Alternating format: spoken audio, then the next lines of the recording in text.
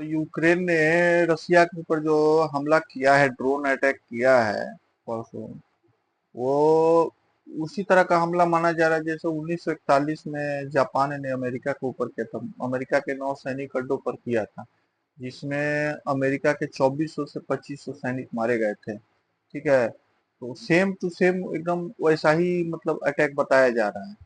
फिर उसके बाद 1941 में जो अमेरिका उसके बाद द्वितीय विश्व युद्ध में मतलब इंटर किया, उसके बाद की कहानी तो सबको ही मालूम है। तो सेम टू सेम इसी तरह का मतलब ये जो अटैक हुआ है वो उसको बताया जा रहा है। ठीक है, सभी लोगों को जैसे जानकारी है ही कि मतलब अभी रसिया और यूक्रेन के बीच लगभग 3 सालों से युद्ध चल रहा है। ठीक है, दोनों देशों के बीच में आपस में अभी युद्ध चल रहा है। उसी बीच ये यूक्रेन द्वारा रसिया के ऊपर सबसे बड़ा हमला माना जा रहा है अभी तक का। 3 सालों के अंदर में जो ये अटैक हुआ है रसिया के ऊपर में, ड्रोन अटैक, हाँ, यूक्रेन द्वारा, ये अभी तक का सबसे बड़ा हमला माना जा रहा है रसिया के ऊपर में।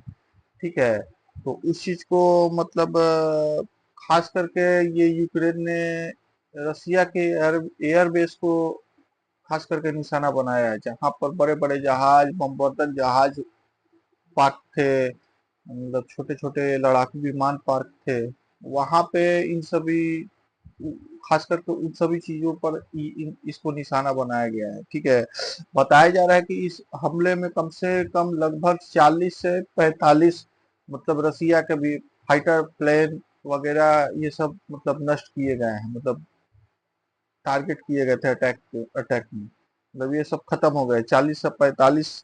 ये मतलब यूक्रेन की जो, उसके बाद यूक्रेन की सुरक्षा एजेंसी जो है उसने यह दावा किया है कि ये रसिया के ऊपर अभी लगभग 3 सालों के अंदर सबसे बड़ा हमला बताया जा रहा है। यूक्रेन की जो सुरक्षा एजेंसी है उसने यह दावा किया है कि मतलब यह जो तब से लड़ाई चालू हुआ है दोनों देशों के बीच में, तब से यह सबसे बड़ा हमला बताया जा रहा है। सबसे बड़ा बात यह है कि यूक्रेन रसिया के अंदर 4000 किलोमीटर अंदर घुस के वार किया है। मतलब आप समझ रहे 4000 किलोमीटर बहुत होता है। ठीक है, उसके अंदर घुस करके यूक्रेन ने रसिया के ऊपर अटैक किया है। तो इसमें बताया जा रहा है, ये भी बताया जा रहा है कि लगभग 100 से ज्यादा ड्रोन का इस्तेमाल किया गया है। जो ड्रोन है उसको इस्तेमाल किया गया है। इसमें यूक्रेन द्वारा इस ऑपरेशन को स्पाइडर वेव के नाम दिया गया है। ऑपरेशन स्पाइडर वेव नाम दिया गया है। ठीक है, ये भी बताया जा रहा है कि इस योजना का प्लान लगभग 1.5 साल से चल रहा था, मतलब 1.5 साल से ये यूक्रेन वाले प्लान कर रहे थे, ये बताया जा रहा है। ठीक है, उसके बाद क्या बोलते हैं उसको, यूक्रेन की सुरक्षा एजेंसी ने भी यह दावा किया है कि रसिया को इस हमले में लगभग 7 से 8 अरब डॉलर का नुकसान हुआ है, जो काफी बहुत बड़ा है। मतलब जो कहा, ये भी कहा जा रहा है कि इसमें यूक्रेन का कुछ बेसी खर्चा नहीं लगा, ये ड्रोन में जो है ना, इसमें कुछ ज्यादा खर्चा नहीं लगा है यूक्रेन को। मतलब उसमें अगर इस 7 से 8 अरब डॉलर, सोच ही सकते हैं, 40 से 42 जो बमवर्धक जहाज हैं, फाइटर प्लेन हैं, उनको अगर खत्म किया गया, नष्ट किया गया, तो उनको मान लीजिए कम दाम तो होगा नहीं उन सब चीजों का, वो तो दामी मतलब कीमती चीज होंगे। तो हो सकता है 7 से 8 अरब मतलब अरब डॉलर का नुकसान हो सकता है, ये बात सही है। ठीक है, हो सकता है, बताया जा रहा है। ठीक है, तो अटैक किया गया है, ये योजनाबद्ध तरीके से किया गया है। ये नहीं हुआ कि सो करके उठा और अटैक कर दिया, ये ऐसा कुछ अटैक नहीं है। ये लोग योजनाबद्ध तरीके से किए गए हैं। जो ड्रोन थे उन सभी चीजों को एक लकड़ी के बक्से में रखा गया है। उस लकड़ी के बक्से को रसिया के अंदर तस्करी किया गया, मतलब कोई ना कोई तो इसमें मिला हुआ है रसिया के अंदर। ठीक है, उसको तस्करी करके जो कौन सा बेलावा एयरबेस बताया जा रहा है, वहां तक, उसके आसपास में बताया जा रहा है कि जहाँ पे खेती वगैरह होता है, खेती के लिए जगह होता है, वहां पे इसको रखा गया है। और फिर वो जो बक्से होते हैं लकड़ी के, उसको खोला गया है। खोलने के बाद उसके बाद रिमोट कंट्रोल द्वारा इसको उड़ाया गया और वो जो एयरबेस को मतलब उड़ाने का अंजाम दिया गया है। ठीक है, इसमें एक चीज तो क्लियर हो रहा है कि मतलब पूरा रसिया का कोई ना कोई तो जरूर इसमें मिला हुआ है। रसिया का जो क्या बोलते हैं उसको, घर का भेदी लंका ढाए वाला कहानी है, कोई ना कोई तो इसमें जरूर है। ठीक है, बिना किसी इंसाइडर के मदद के ये काम हो नहीं सकता है कि आप इतना अंदर घुस जाओगे किसी देश के जिससे आपका लफड़ा चल रहा है। ठीक है, और आप उसके ऊपर 4,000 किलोमीटर अंदर घुस के अटैक करोगे, तो ये थोड़ा हजम करने वाला बात नहीं। और दूसरी तरफ वो ये भी बात समझना पड़ेगा कि रसिया का खुफिया एजेंसी क्या कर रहा था, कौन सा दवा खा के सोया हुआ था। तो इस चीज को भी समझना पड़ेगा कि मतलब रसिया का खुफिया एजेंसी जो है उसमें कुछ ना कुछ तो चूक हुआ है, उससे कुछ ना कुछ तो मतलब कमी हुआ है इस यूक्रेन द्वारा अंजाम दिए जाने के पीछे। ठीक है, मतलब कहीं ना कहीं तो कुछ ना कुछ तो गड़बड़ हुआ है, तभी ये यूक्रेन इतना बड़ा मतलब हमले को अंजाम दिया है, खास करके जब युद्ध चल रहा है तब। ठीक है, तो कुछ ना कुछ तो गड़बड़ हुआ है भाई। यूक्रेन ने यूक्रेन ने जो टारगेट किया था रसिया के मुख्य चार एयरबेस को टारगेट किया है, जिसमें पहला है बेलाया एयरबेस। कम से कम यूक्रेन से सोचिए 4,000 किलोमीटर की दूरी पर है ये बेलाया एयरबेस, उसको सबसे पहले टारगेट किया है। फिर ओलेनिया एयरबेस है, फिर डियागिलेव एयरबेस, कोई मतलब नाम में गड़बड़ी होगा तो उसको थोड़ा देख लीजिएगा। Ivanovo airbase. ठीक है, ये चार मुख्य एयरबेस हैं जिसको यूक्रेन ने टारगेट किया। ठीक है, यूक्रेन के सुरक्षा एजेंसी के मुताबिक अभी तक भी रसिया के तरफ से कोई खास करके बयान नहीं आया हुआ है, सब बयान यूक्रेन के तरफ से जारी किया जा रहा है। उसके हिसाब से इसमें रसिया के मुख्य फाइटर ड्रोन मतलब मुख्य फाइटर को मतलब नष्ट किया गया है। कुछ ऐसे फाइटर है जो बहुत मतलब कीमती थे और मतलब क्या बोलते हैं उसको, बहुत जरूरी के लिए थे। इसमें मुख्य बॉम्बर विमान ऐसे हैं जैसे A-50 है, TU-95 है, TU-22 है, जैसे बॉम्बर्स मतलब यूक्रेन ने खत्म किया है। इसमें मतलब यूक्रेन कम लागत मतलब कम पैसे से ज्यादा नुकसान पहुंचाने वाला बात हो गया है इसमें।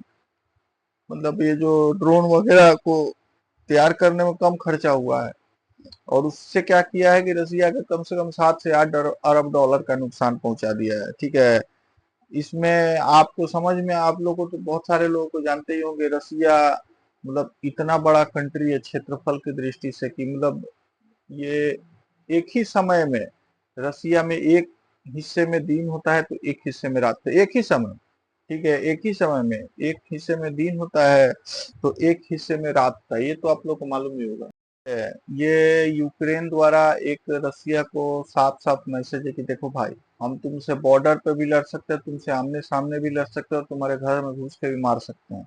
ठीक है, अब चाहे जैसे भी मारा हो, चाहे किसी का भी मदद लिया हो, चाहे ठीक किया हो, खास करके चलो तुम्हारे ऊपर तो अटैक कर दिया, तुमको नुकसान तो पहुंचा दिया, बात यहाँ पे ये है। ठीक है, चाहे कैसे भी मारा हो, तुम भी मारो।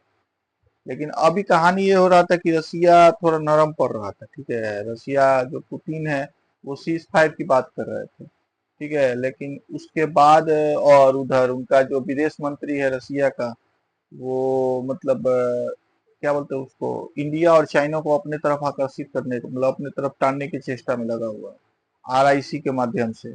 रसिया, इंडिया, चाइना। ठीक है, इन लोग का जो संवाद होता था पहले, पहले संगठन बना हुआ था इन लोगों का, तो उसी हिसाब से मतलब वो टानना चाहता था। उसके बाद इधर पुतिन भी क्या बोलते हैं उसको सीज फायर के लिए मान गया था, मतलब पुतिन भी तैयार था सीज फायर के लिए।